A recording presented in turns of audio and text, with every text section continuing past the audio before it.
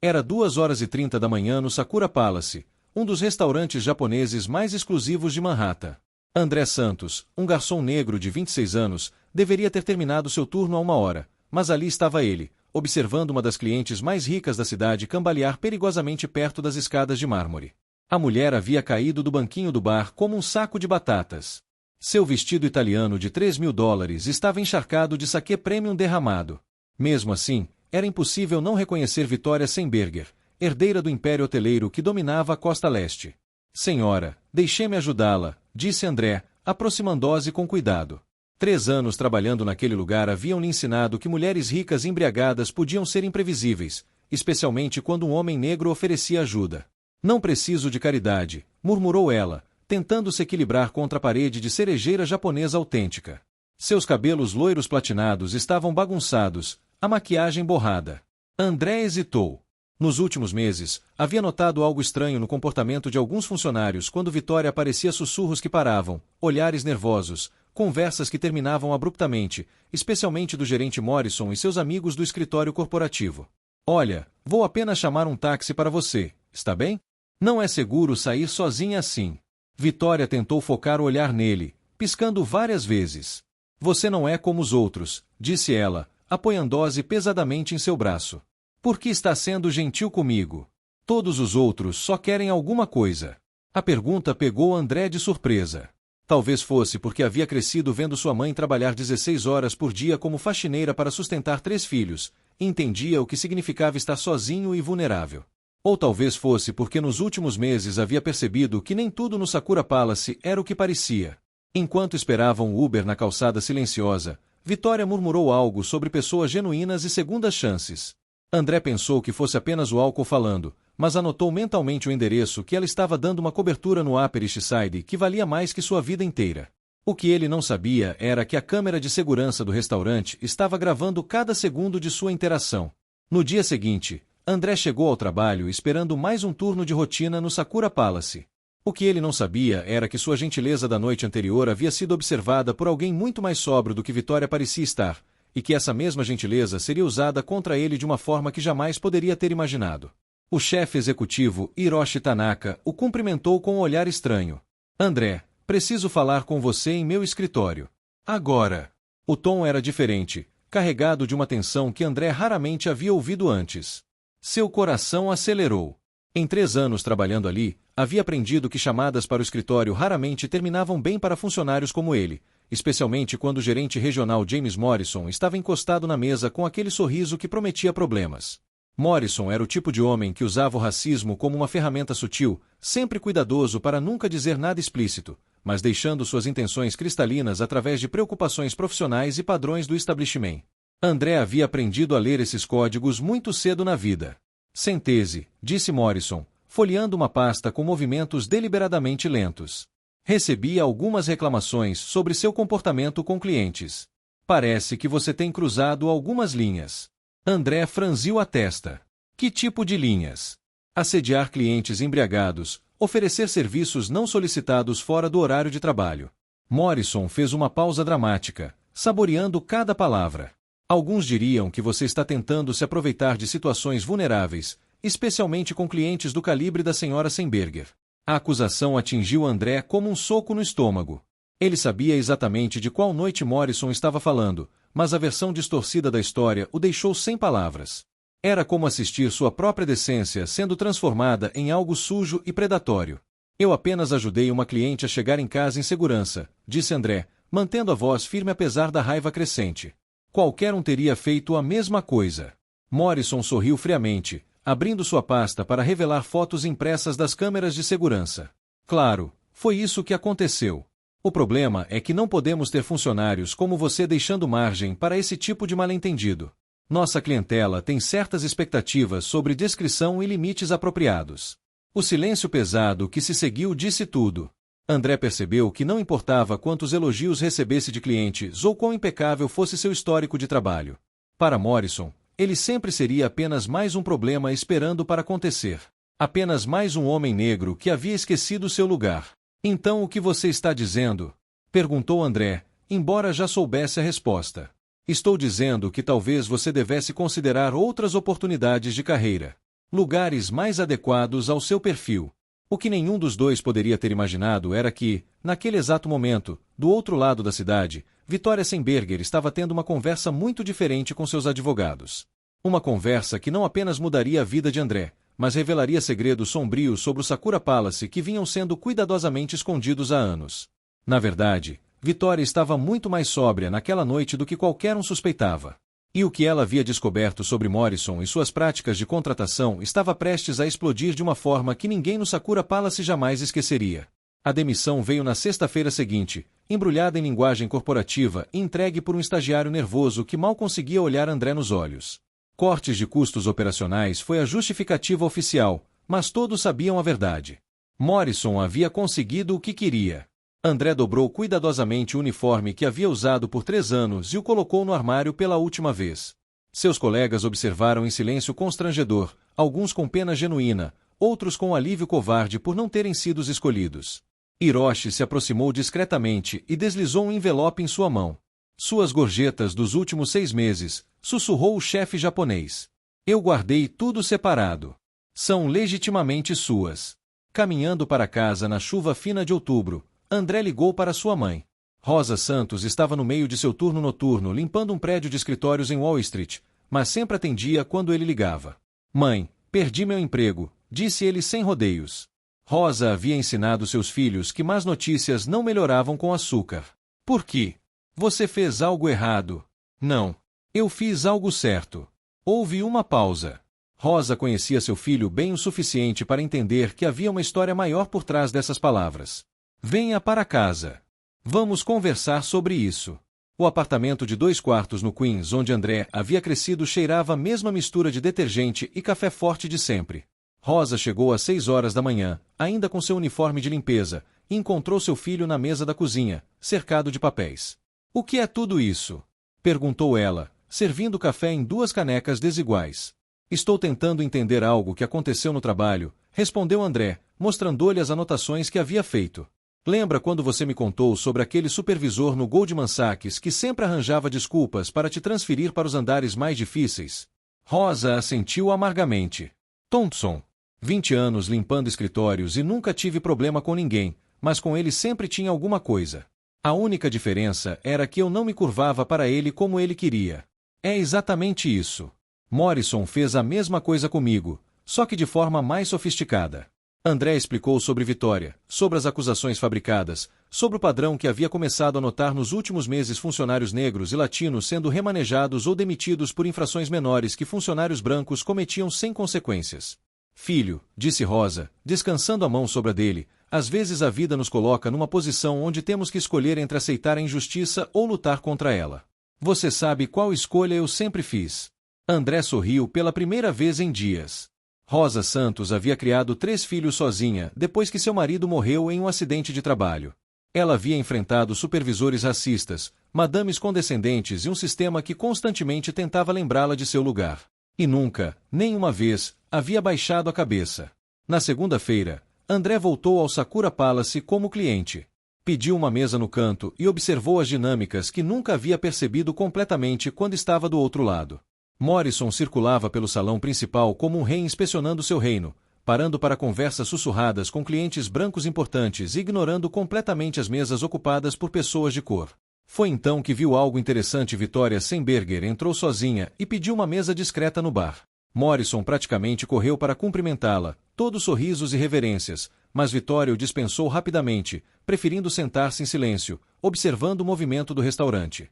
André percebeu que ela estava fazendo a mesma coisa que ele observando, tomando notas, prestando atenção a detalhes que a maioria das pessoas ignorava. Quando seus olhares se cruzaram brevemente, ela lhe deu um pequeno aceno, quase imperceptível. Naquela noite, André recebeu uma mensagem de um número desconhecido: café amanhã às 9 horas. Corner Deli, na 72 com Columbus. Temos muito que conversar. V. Ele ficou acordado até tarde pensando. 3 anos trabalhando naquele lugar haviam lhe ensinado que pessoas como Vitória Semberger não mandavam mensagens para pessoas como ele sem uma razão muito específica. E considerando que Morrison havia usado o nome dela para justificar sua demissão, André suspeitava que essa razão seria muito interessante. O Corner Deli na 72 era exatamente o tipo de lugar onde milionários raramente apareciam, mesas de fórmica desgastadas, café servido em canecas grossas e o cheiro permanente de bacon frito no ar. André chegou 10 minutos adiantado e escolheu uma mesa nos fundos, ainda não acreditando completamente que Vitória Semberger havia pedido para encontrá-lo. Ela apareceu pontualmente às 9 horas, usando jeans e uma blusa simples que provavelmente custava mais que o salário mensal de André no Sakura Palace. Sem a maquiagem elaborada e o cabelo impecável da noite no restaurante, ela parecia surpreendentemente comum, até abrir a boca. Você foi demitido por minha causa, disse ela sem preâmbulos, sentando-se à sua frente. Morrison disse que registrei uma queixa de assédio. André assentiu. Foi o que ele me disse. Isso é mentira. Vitória tirou seu telefone e mostrou a tela. Essa é a única conversa que tive com Sakura Palace desde aquela noite. Um e-mail agradecendo pela assistência excepcional e pedindo para parabenizar o funcionário responsável. André leu a mensagem 2 vezes. A data, o horário, tudo batia. Morrison havia inventado a queixa completamente. Por que está me mostrando isso? Vitória sorriu, mas não havia humor naquele sorriso. Porque minha empresa tem uma participação significativa no grupo que financia a expansão do Sakura Palace. E porque nos últimos 6 meses eu tenho investigado um padrão muito interessante de discriminação racial na contratação e demissão de funcionários. André sentiu algo se mover em seu peito. Você sabia que eu ia ser demitido? Eu suspeitava. Morrison tem um histórico problemático. 3 funcionários negros demitidos no último ano, todos por infrações menores que funcionários brancos cometem sem consequência. Um garçom latino transferido para a cozinha depois de receber muitos elogios de clientes. Você era o próximo da lista. Ela abriu uma pasta e deslizou documentos pela mesa: contratos de trabalho, avaliações de desempenho, registros de reclamações de clientes. André reconheceu alguns nomes: colegas que simplesmente haviam desaparecido do restaurante sem explicação clara. Morrison está sistematicamente construindo uma equipe de funcionários brancos na frente do restaurante. Ele mantém alguns latinos na cozinha para não parecer muito óbvio, mas qualquer negro em posição visível é gradualmente eliminado. Durante a hora seguinte, Vitória contou sua própria história: como Morrison havia sistematicamente rejeitado suas sugestões para programas de diversidade no restaurante, como ele falava condescendentemente sobre clientela apropriada e padrões do estabelecimento sempre que ela mencionava inclusão, como ela havia descoberto que ele estava usando sua posição para filtrar não apenas funcionários, mas também clientes que não se encaixavam em sua visão de excelência. Naquela noite que você me ajudou, continuou Vitória, eu não estava realmente bêbada. Estava testando como a equipe reagiria a um cliente vulnerável. Morrison me viu chegando e simplesmente desapareceu em seu escritório. Você foi o único que se ofereceu para ajudar. André se recostou na cadeira, processando. Então foi tudo encenado? A situação, sim. Sua resposta, não. Você genuinamente se importou com uma estranha em dificuldades, e isso me disse tudo o que eu precisava saber sobre seu caráter. Vitória abriu seu laptop e mostrou uma apresentação detalhada: gráficos de contratação por etnia, estatísticas de retenção, padrões de promoção. O caso contra Morrison estava construído com precisão matemática. Estou montando um processo por discriminação sistemática. Preciso de funcionários dispostos a testemunhar. André olhou para os dados, depois para Vitória. E você acha que vou conseguir que outros funcionários assumam esse risco? A maioria tem famílias para sustentar. É por isso que preciso de você como coordenador. Você conhece as pessoas, sabe em quem pode confiar. Vitória fechou o laptop. E há mais uma coisa. Estou oferecendo a você a oportunidade de assumir a gestão de um novo restaurante japonês que minha empresa está abrindo no Harlem. Propriedade compartilhada, divisão de lucros com os funcionários, políticas claras de diversidade. André ficou em silêncio por um longo momento. Era tentador demais para ser verdade, mas ao mesmo tempo fazia sentido cruel. Vitória Semberger não fazia caridade, ela fazia negócios inteligentes. Qual é a razão real? Perguntou finalmente. Vitória sorriu, desta vez com admiração genuína. Morrison me subestimou porque sou mulher e jovem. Ele está subestimando você porque você é negro e um mero garçom. Pessoas como ele repetem os mesmos erros de orgulho repetidamente. André pensou em sua mãe, nas contas se acumulando, nos anos que havia passado engolindo humilhações pequenas e grandes no Sakura Palace. Pensou nos colegas que haviam desaparecido silenciosamente, nas piadas veladas, nos olhares condescendentes. Se eu fizer isso, disse André lentamente, não será apenas sobre conseguir um emprego melhor. Será sobre garantir que Morrison enfrente todas as consequências do que fez. Vitória estendeu a mão. É exatamente por isso que eu escolhi você. Naquela tarde, André ligou para 3 ex-colegas do Sakura Palace. 2 concordaram em se encontrar para conversar. O terceiro, Marcos, ainda trabalhava lá como assistente de cozinha e estava disposto a secretamente documentar as práticas discriminatórias que continuavam acontecendo.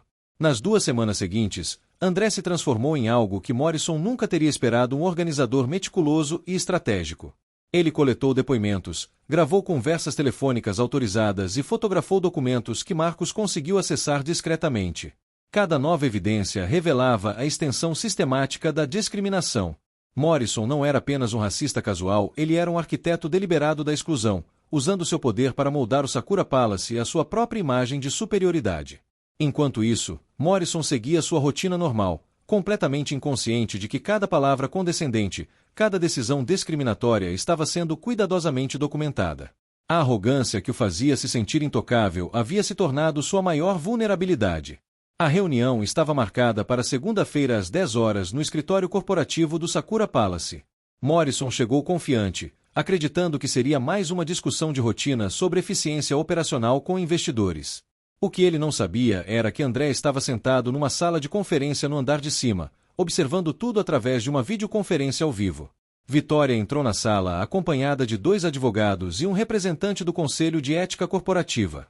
Morrison cumprimentou todos com seu sorriso falso habitual, ajustando sua gravata cara como se estivesse prestes a receber um prêmio. Senhor Morrison, começou Vitória, abrindo uma pasta grossa, preciso discutir com você alguns padrões de contratação e demissão que chamaram nossa atenção. Morrison riu. Claro, estamos sempre abertos à otimização. Espero que tenham notado como consegui manter os padrões de excelência do restaurante eliminando elementos problemáticos. O primeiro advogado ligou um projetor.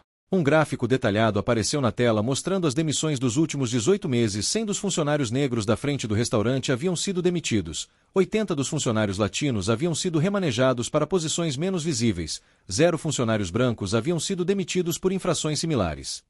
O sorriso de Morrison vacilou ligeiramente. Esses números. Bem, coincidências estatísticas acontecem. Coincidências. Vitória apertou o controle remoto. A próxima tela mostrava transcrições de conversas gravadas. Morrison falando sobre clientela apropriada e padrões do establishment. Morrison instruindo supervisores a encontrar infrações em funcionários específicos. Morrison se gabando sobre limpar a casa. A cor sumiu do rosto de Morrison. Como vocês conseguiram isso? Essas gravações são ilegais. Na verdade, respondeu calmamente o segundo advogado, todas foram feitas com consentimento de pelo menos uma das partes envolvidas. Completamente legais. Vitória continuou clicando e-mails internos, fotos de documentos de recursos humanos, depoimentos assinados de funcionários. E então a bomba final, um vídeo de Morrison em seu escritório, sozinho, celebrando a demissão de André com um brinde de champanhe e as palavras mais um problema resolvido. Quem? Quem gravou isso? Gaguejou Morrison, as mãos tremendo visivelmente. Alguém que você completamente subestimou, respondeu Vitória. Alguém que trabalhou neste restaurante por 3 anos observando, tomando notas, documentando cada uma de suas decisões discriminatórias. A porta da sala se abriu e André entrou carregando uma caixa de arquivos. Morrison o encarou como se estivesse vendo um fantasma. Você, sussurrou Morrison. Impossível. Você é apenas um garçom negro.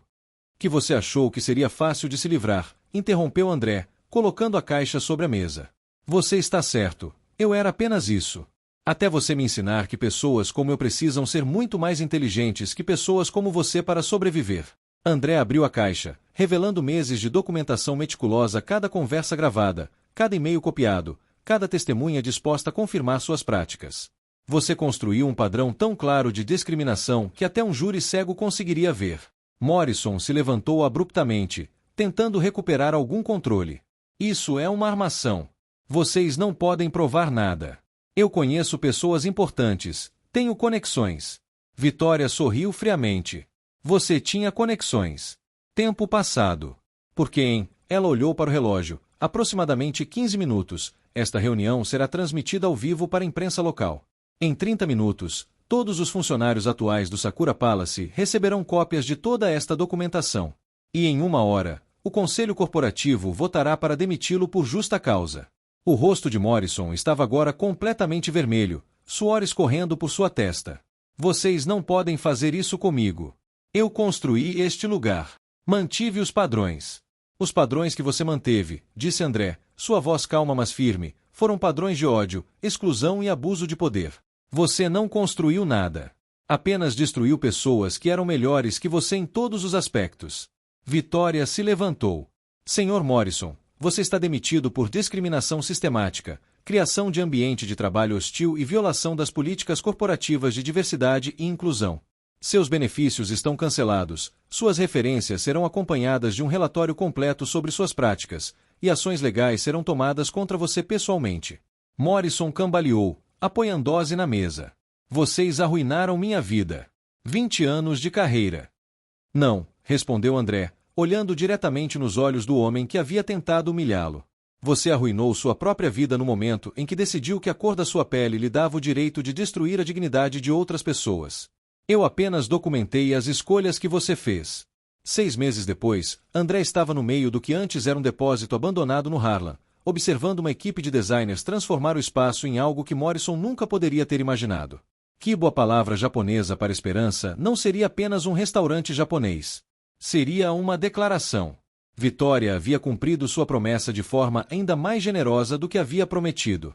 André não era apenas o gerente, ele era coproprietário com 30 das ações e completa autonomia para contratar e treinar a equipe. Mais importante, cada funcionário receberia uma participação nos lucros, algo revolucionário na indústria de restaurantes. Quantos ex-funcionários do Sakura Palace você contratou? Perguntou Vitória, revisando a lista de contratações. Todos que quiseram vir, respondeu André com um sorriso, e alguns que Morrison demitiu anos atrás.